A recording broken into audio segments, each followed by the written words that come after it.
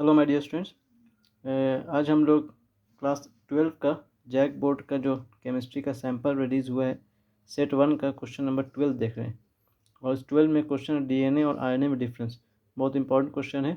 आप ज़रूर से प्रैक्टिस करिए। सब्जेक्टिव क्वेश्चन का हम लोग जो सैंपल है पहले वो देख रहे हैं। सब्जेक्टिव में लिखने का आएगा तो लिखने में ये डिफरेंस आने वाला है। ये डिफरेंस यहाँ पे 5-6 डिफरेंस हम यहाँ पर लिखे हैं। जिस किसी को ये चाहिए कमेंट में टाइप कर दीजिए यस, आपको हम सेंड कर देंगे।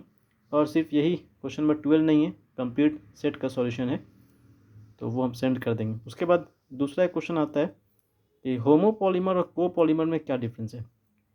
होमोपॉलीमर और कोपॉलीमर दोनों पॉलीमर चैप्टर का है, डीएनए आरएनए बायोमोलिक्यूल्स चैप्टर का है। तो इसमें एकदम सिंपल है, एकदम आसान भाषा में हम इजी लैंग्वेज में एकदम लिखे हैं, आप आसानी से याद कर सकते हो। 4-5 पॉइंट दे दिए इसमें भी, ईजिली आप याद कर सकते हैं। इसके बाद 13 के बाद चैप्टर क्वेश्चन नंबर 14 जो है वो 14 भी यही लिखने वाला चीज़ में से 14 है ट्रांक्विलाइजर्स। ट्रांक्विलाइजर्स क्या होता है? तो ट्रांक्विलाइज़र एक तरीके से ड्रग्स है। एनजाइटी, टेंशन, ये सब जो फेयर हो जाता है, डर हो जाता है, तनाव होता है दिमाग में, उन सबको दूर करने के लिए जो दवा का जो ड्रग्स का यूज़ करते हैं वो ट्रांक्विलाइजर्स है। एक तरह का दवा होता है। तो इसमें बहुत सा टाइप है। एग्जाम्पल इसमें हम दे दिए, 2-3 एग्जाम्पल है। एग्जाम्पल ही पूछता है, क्वेश्चन में था एग्जाम्पल के साथ बताइए। दूसरा क्वेश्चन एनाल्जेसिक, 14 में 2 क्वेश्चन ए और बी, बहुत इंपॉर्टेंट है, मैक्सिमम चांस है कि आएगा दोनों।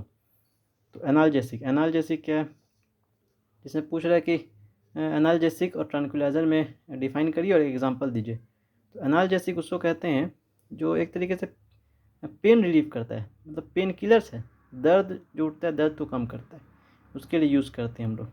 इसमें भी 2-3 एग्जांपल है, हम एग्जांपल 2-3 दे दिए, कोई भी एक लिखने आता है, याद रखिए। अच्छा, उसके बाद डायमैग्नेटिज्म, पारामैग्नेटिज्म, फेरोमैग्नेटिज्म, ये सब क्या चीज़ है? ये सब मैग्नेटिज्म का एक प्रॉपर्टी है।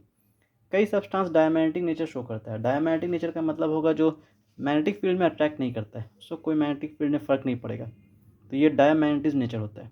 कोई सब्सटेंस पारामैग्नेटिक होता है, मतलब अट्रैक्ट करता है, तो जो अट्रैक्ट करता है वो पारामैग्नेटिक होता है। पारामैग्नेटिक सब्सटेंस जो प्रॉपर्टी शो करेगा उसको कहेंगे पारामैग्नेटिज्म। और पारामैग्नेटिज्म में पारामैग्नेटिज्म क्यों शो होता है? तो उन कंपाउंड्स के पास या उन एलिमेंट्स के पास अनपेयर इलेक्ट्रॉन होता है।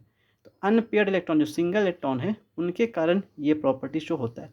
और डायमैग्नेटिज्म जिनके पास अनपेयर्ड नहीं है, अनपेयर्ड नहीं तो फिर क्या होगा? पेयर्ड।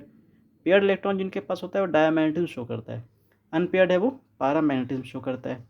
और जिनके पास बहुत ज़्यादा अनपेयर्ड है, जैसे कि मेटल्स, मेनली इसमें आयरन आता है, लोहा, वो बहुत ज़्यादा स्ट्रॉन्ग नेचर शो करता है, मैग्नेटिज्म, मैग्नेटिक प्रॉपर्टी, बहुत ज़्यादा हाईली मैग्नेटिक मोमेंट उनके पास आता है। हाई मैग्नेटिक मोमेंट क्यों आता है? क्योंकि उनके पास ज़्यादा अनपेयर्ड इलेक्ट्रॉन होता है। तो जिनके पास ज़्यादा अनपेयर्ड इलेक्ट्रॉन है वो फेरोमैग्नेटिज्म नेचर शो करता है। मेनली इसमें कौन आएगा? मेटल्स। उन मेटल्स में भी आयरन बहुत अच्छा फेरोमैग्नेटिज्म होता है। नेक्स्ट है क्वेश्चन 16। तो 16 फाराडेज लॉ है। तो फाराडेज लॉ का दो लॉ है, फाराडेज फर्स्ट लॉ, फाराडेज सेकेंड लॉ। यहाँ तो कुछ लिखा नहीं है फाराडे फर्स्ट और सेकेंड, तो हम दोनों ही लॉ लिखे हैं, कोशिश करिएगा दोनों ही लिखने का। तो इसमें फर्स्ट लॉ है, फर्स्ट लॉ का लैंग्वेज लिख दिए हैं और एक्सप्रेशन दे दिए हैं, कौन चीज़ क्या है वो लिख दिए हैं।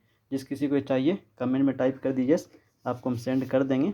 इसके बाद आइए फाराडेज का सेकेंड लॉ। फाराडेज का सेकेंड लॉ भी देखिए, सेकेंड लॉ भी लिख दिए, डायग्राम भी बना दिए, बहुत आसानी से आप याद रख सकते हैं, एकदम ईजी डायग्राम है, लैंग्वेज भी बहुत ईजी यूज़ किए हैं और किसका क्या मीनिंग है वो लिख दिए।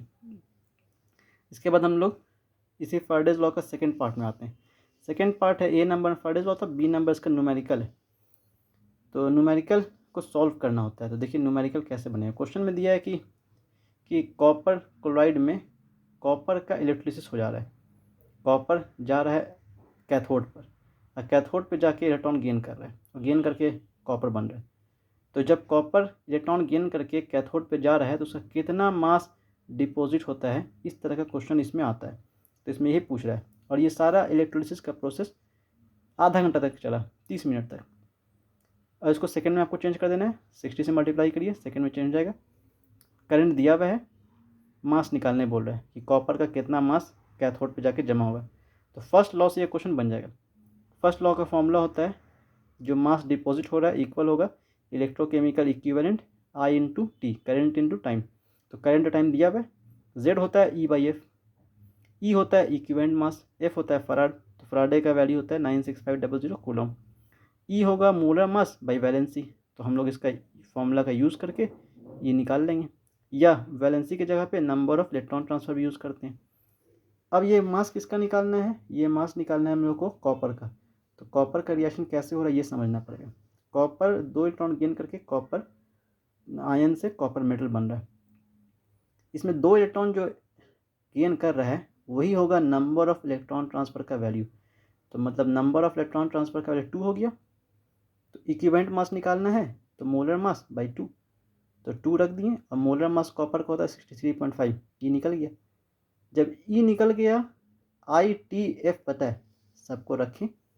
सबको रखने के बाद कट छट किए, जो कैंसिल आउट हुआ कैंसिल किए, फाइनली हम लोग का आंसर आ गया 1.184 ग्राम।